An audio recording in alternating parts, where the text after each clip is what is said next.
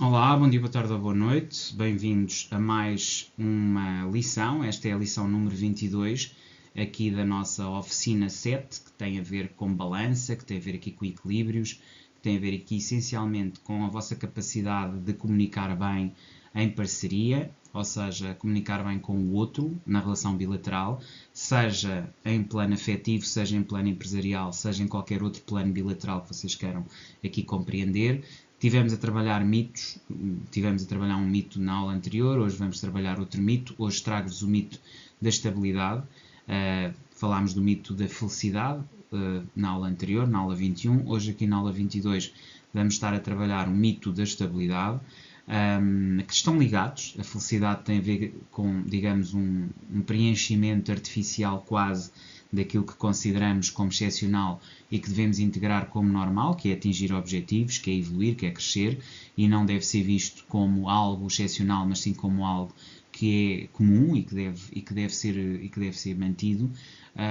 Agora, cá está, também há aqui um outro mito, tal como há o mito da felicidade, de atingir objetivos e de nos superarmos a nós mesmos, e enfim, e depois isto gera, tal como tivemos o subir da montanha, tivemos o cair, digamos, da montanha, a seguir do momento que vem a seguir, porque obviamente a seguir a grandes vitórias há sempre momentos de menos felicidade, não é? Quando estamos no topo do mundo depois vimos abaixo, e portanto essas decalagens, tentar equilibrá-las, isto mexe com outra questão, que é a própria questão da estabilidade, não é? Também nós temos que encarar a estabilidade como algo que, enfim, que não é permanente, que não existe, tal como a felicidade permanente não existe, a estabilidade permanente também não existe.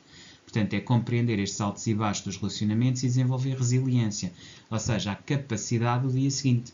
E tal e qual como na felicidade procurarmos o contentamento, aqui relativamente à estabilidade, acima de tudo a capacidade de superação, de darmos a volta, de perceber que há um dia seguinte, mesmo que as coisas não corram bem. E há momentos em que vamos estar destabilizados e que vamos estar mal e que as coisas não vão correr bem, mas isso não deve ser impedimento para continuarmos a crescer. É perceber e aceitar que isso foi um momento menos bom e depois a partir daí continuarmos. Ou seja, as pancadas que levamos na vida devem servir sim para nos apurar, para perceber o que é que faltou, onde é que temos ainda que trabalhar, para continuar a nossa caminhada e a nossa construção. Toda a experiência que temos, seja mais prematura ou seja mais ao fim da vida, ajuda-nos sempre a perspectivar novos caminhos e a continuar ou a ter um percurso de continuidade. Portanto, o mito da estabilidade. Os relacionamentos não são 100% estáveis e, portanto, esse aspecto é aqui absolutamente fundamental. Ou seja, temos que perceber que nada é estável e tal e qual como nada é permanentemente feliz e preenchido, nada é também 100% estável. Há alterações, portanto, há aspectos que o potenciam. O amor, o sexo variam o tempo todo e temos que perceber que aqui estamos a falar de, mais uma vez, de questões primitivas ou primárias que têm a ver com a sobrevivência, instintivas, não é? Estamos aqui perante questões instintivas como a sobrevivência e como a reprodução e, portanto, naturalmente que isso gera instabilidade constante, gera apreciação e avaliação inconsciente, que nós não temos sequer controle sobre isso, e mexe com os nossos pilares imutáveis, que no fundo tem a ver com a lealdade, com a entrega, com a transparência, que temos vindo a trabalhar aqui ao longo destas sessões de comunicação, digamos, em empresa ou em relação afetiva, e de facto temos que aceitar isso, não é? Que a lealdade, a entrega e a transparência são valores aqui inegociáveis, são valores que não estão sequer em questão e que têm que estar sempre assegurados em qualquer relação.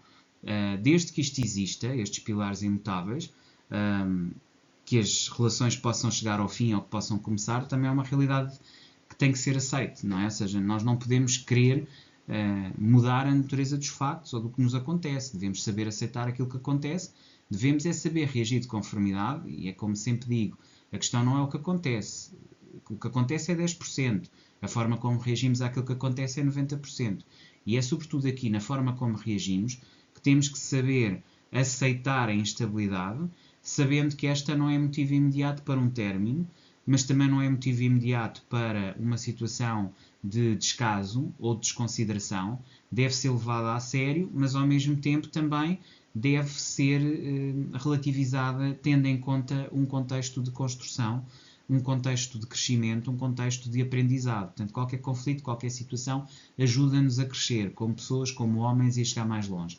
E isso é que é aqui importante que nós tenhamos em conta, ok? Portanto, a reflexão aqui que temos que ter é se já esperámos estabilidade completa num relacionamento, a pergunta que devemos fazer, e aqui também é importante tocarmos um bocadinho naquilo que são as nossas próprias ilusões e as criações que temos acerca daquilo que é a realidade. Muitas vezes temos uma série de ideias e princípios e maneiras de ver a realidade que não estão completamente alinhadas e que assentam em pressupostos e verdades e sentimentos que muitas vezes, não digo que são crenças limitantes, mas têm a ver com o nosso percurso pessoal e com uma série de valores que a determinada altura desenvolvemos. E que é importante analisar e perceber de onde é que vem, mais uma vez ainda a origem psicológica do trauma, perceber de onde é que isto vem em termos de infância, o que é que nos levou a trabalhar isto. Portanto, perceber se já esperou estabilidade completa no relacionamento, quais os aspectos gostaria que fossem imutáveis, e agora aqui perceber ao contrário o que é que para si é relevante, o que é que para si é fundamental, o que é inegociável, digamos assim, numa relação, o que é que para si, para uma relação ser perfeita, tem que estar lá. A cumplicidade, a intimidade, o que é que ali não pode falhar, ou se são outras questões, a flexibilidade, lá está a verdade, não é? A transparência, mais importante como valor, não é? Do que propriamente a fidelidade, ou, eu não gosto muito do termo fidelidade, a lealdade, não é?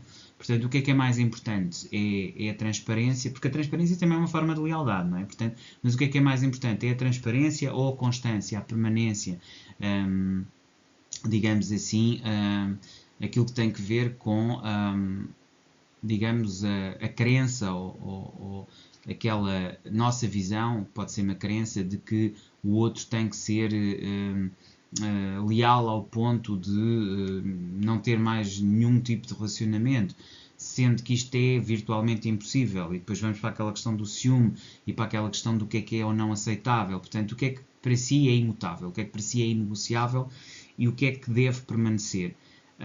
Isto é importante porque nós temos modelos diferentes. Há pessoas para quem o relacionamento não assenta tanto numa possessividade, e não deve até assentar, assenta essencialmente numa lealdade, assenta essencialmente numa verdade, em a outra pessoa ser verdadeira, a assumir aquilo que faz e não faz, mesmo que não seja perfeito, mesmo que haja falhas, enquanto que há outras pessoas para quem essas falhas podem determinar imediatamente o fim do relacionamento. Se calhar pessoas mais frágeis, mais ciumentas, num nível vibracional diferente que temos que aceitar. Isto não é estar a diminuir nem elevar ninguém, estamos a falar de diferenças de relacionamento. Até porque o ser leviano com os sentimentos do outro e usar, entre aspas, essa maior, digamos, fluidez para justificar comportamentos de desrespeito também não é de todo aceitável. Portanto, perceber aqui um bocadinho nestas bases se somos mais apegados ou se somos mais soltos, no fundo é isto que eu estou aqui a tentar dizer, e perceber o que é que para si é importante. E aqui a imutabilidade tem muito a ver com apegos, e perceber se vale a pena ou se os tem ou para que é que servem, basicamente em termos de aprendizado. Escreva as suas respostas e identifique as expectativas irreais. Depois, altos e baixos nos relacionamentos, saber que há momentos difíceis e que isto é natural haver momentos difíceis, aprender e questionar-se como transformar crises em aprendizados, como é que consegue tornar leve na comunicação, na verbalização, na aceitação e na transparência disso mesmo. E ser transparente é isso, é sabermos se somos mais, entre aspas, fiéis naquele sentido clássico de não falar com ninguém, de termos, digamos, um conjunto de regras muito rígidas relativamente a relacionamentos com terceiros a partir do momento em que assumimos um relacionamento, ou, pelo contrário, se temos uma maior flexibilidade e o nosso companheiro também aceita essa flexibilidade e está tudo bem porque não há verdadeiramente ciúme porque confiamos um no outro, que é também um paradigma. Lembre-se de uma baixa ou de uma situação em baixa e como é que ela foi superada, aqui pode ser importante. Lealdade, entrega e transparência devem sempre permanecer, aqui como valores essenciais, aspectos aqui importantes.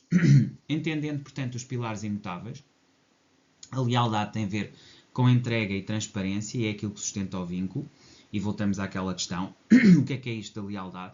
E a lealdade tem a ver essencialmente com a tal transparência, com a tal capacidade de assumir a sua própria essência, a sua própria maneira de ser, e é como eu digo, há pessoas que são mais agarradas a determinados princípios e valores e outras que são mais soltas e que têm uma postura um bocadinho diferente e que assumem isso e que também dizem ao outro que é assim que funcionam. E desde que haja essa lealdade e dizer como é que funcionam, é o outro que está ou não a aceitar isso e não tem que estar ligado a uma pessoa que é assim, tem é que assumir claramente se quer ou não quer estar com uma pessoa dessa forma.